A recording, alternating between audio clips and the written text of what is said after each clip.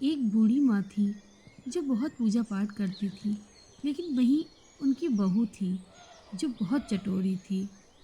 हर खाने पीने की चीज़ों को जूठा कर देती थी और पूजा पाठ से कोसों दूर रहती थी। बहू की इस हरकत से बूढ़ी माँ बहुत परेशान रहती थी। जब भी वो पूजा पाठ करने की सोचती, उनकी बहू प्रसाद की वस्तुओं को ही जूठा कर देती, जो भगवान पर चढ़ाया भी नहीं जा सकता था। एक बार बूढ़ी माँ ने अपने पड़ोस की सहेली से जाके बहू की सारी बुरी आदतों के बारे में बताया। तभी उनकी सहेली ने उन्हें एक सलाह दी कि तुम अपनी बहू को कहीं बाहर भेज दो और जब वो जाए तो उसके आने से पहले अपनी पूजा संपन्न कर लो। इस सुझावों को सुनकर बूढ़ी माँ ने अपनी बहू को एक काला कम्बल दिया और कहा, बहू, ये लो काला कम्बल और जाओ नदी के घाट पर इसे धुल कर ले आओ, और जब तक ये कम्बल सफ़ेद ना हो जाए तब तक तुम घर मत लौट कर आना। बहू ने बोला, अरे अम्मा, ये तो बहुत काला है, ये कैसे सफ़ेद होगा? और इसको सफ़ेद करने में तो न जाने कितना समय लगेगा। मुझे खाना खाने के लिए तो घर आना ही पड़ेगा। तभी सुनकर बूढ़ी माँ ने उसे एक गठरी दी, उसमें आटा बांध दिया और कहा, तुम घर खाना खाने मत आना, वहीं घाट पर रोटी बना लेना और खा लेना। बहू ने अपनी सासू माँ की आज्ञा का पालन किया और चली गई। कम्बल धोते धोते वो काला कम्बल सफ़ेद ही ना हो और वो पूरी तरह थक गई। उसे भूख लग गई। वो गई, लकड़ी इकट्ठा करी, आग जलाई और रोटी बना ली। जब खाने चली तो उसने सोचा, अरे, अम्मा ने तो हमको सिर्फ रोटी के लिए आटा दे दिया, अब मैं रोटी सूखी कैसे खाऊं? घाट के पास में गणेश जी का प्राचीन मंदिर था।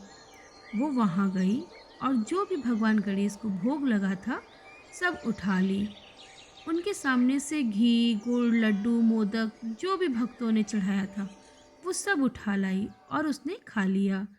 इस बात पर गणेश जी नाराज हो गए और नाराज होकर अपनी नाक पर उंगली रख ली, जिससे पूरे गांव में हाहाकार मच गया, जिससे पूरे गांव में भगवान के रूठने के का भय उत्पन्न हो गया। ये खबर राजा तक पहुंची।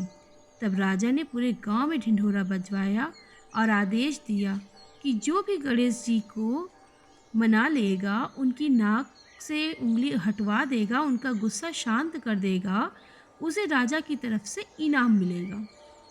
इस बात को सुनकर बहू समझ गई कि ये गणेश भगवान क्यों नाराज हैं। वो राज जानती थी कि इसका कारण वो खुद ही है। बहू के मन में एक युक्ति सूझी। उसने अपनी सासू माँ से कहा, अम्मा, आप जाओ और राजा के सिपाहियों से बोलो कि मैं गणेश जी की नाक से उंगली हटवा दूंगी। सासू माँ ने कहा, अरे तू चटोरी, कहाँ से नाक से उंगली हटवा देगी? जो काम बड़े बड़े महात्मा नहीं कर पाए वो तो कैसे कर लेगी? ज़्यादा मत बोल, नहीं तो अभी राजा तेरी गर्दन कटवा देंगे। लेकिन बहू ने जिद पकड़ ली। कहा, जाओ ना अम्मा, मैं कर लूँगी। सासू माँ डरते हुए सिपाहियों के पास गई और बोली, मेरी बहू कह रही है कि ये काम वो कर लेगी, लेकिन उसने राजा से कुछ शर्तें भी रखी हैं। बहू को राजा के सामने ले जाया गया। तब उसने कहा, मैं ये काम कर दूंगी, उसके बदले मुझे रानी के गहने और आधा राजपाट चाहिए। राजा ने उसकी शर्त को मान लिया, लेकिन कहा, और अगर यदि तुम ये काम ना कर पाई तो तुम्हें सूली पे चढ़ा दूंगा। उसने उनकी शर्तों को मान लिया। अगले दिन बहू सुबह मंदिर में पहुंची और गांव के लोग भी इकट्ठे हो गए। राजा और सिपाही सभी लोग आ गए। बहू ने सिपाहियों से कहा, मंदिर के हर एक कोने की खिड़की, दरवाजे सब बंद कर दीजिए, कोई भी बाहर से अंदर न देख सके, और एक मोटा डंडा दे दीजिए, और मंदिर के अंदर सिर्फ मैं अकेली जाऊंगी और कोई नहीं। सब सोच में पड़ गए, आखिर ये क्या करने वाली है, किस प्रकार की पूजा करेगी ये। उधर सासू माँ घर के मंदिर में भगवान के सामने बैठकर अपनी बहू की सलामती की विनती कर रही थी। उन्हें पता था कि आज उनकी बहू को सूली पर चढ़ा दिया जाएगा। इधर बहू मंदिर में गई और सारे दरवाजे खिड़कियां बंद करके गणेश जी से बातें करने लगी। बोली, क्यों गणेश जी, क्या हुआ? काहे नाक पे उंगली रखे हो? हम आपके ऊपर चढ़ा हुआ घी गुड़ मिठाई खा लिया तो आप नाराज हो गए। जब ये सारा प्रसाद चींटी, चीता, कुत्ता, बिल्ली, गाय ये सब खा जाते हैं तो कुछ नहीं, और अगर हम थोड़ा सा सूखी रोटी के साथ खा गए तो आप नाक पर उंगली रख लिए हैं। हटा लो नाक से उंगली, नहीं तो अभी यहीं पर आपको डंडे से फोड़ देंगे हम। गणेश जी डर गए, सोचे यहाँ तो कोई बचाने वाला भी नहीं है। चुपचाप से नाक से उंगली उठा लो, यही में सलामती है।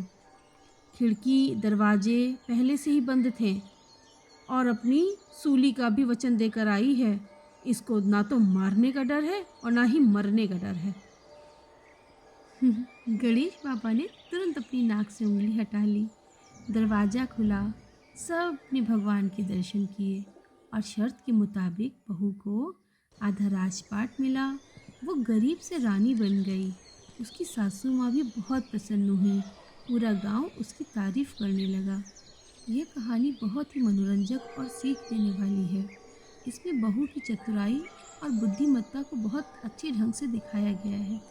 हालांकि कहानी की शुरुआत में उसकी आदतें अच्छी नहीं थीं, लेकिन जैसे जैसे घटनाएं आगे बढ़ी उसने परिस्थिति को समझा और उसे सुधारने के लिए खुद ही हल निकाला।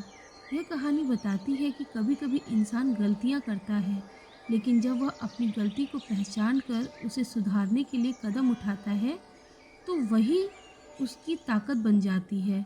साथ ही यह भी सीख मिलती है कि भगवान के प्रसाद का सम्मान करना चाहिए और उसकी महिमा को समझना चाहिए।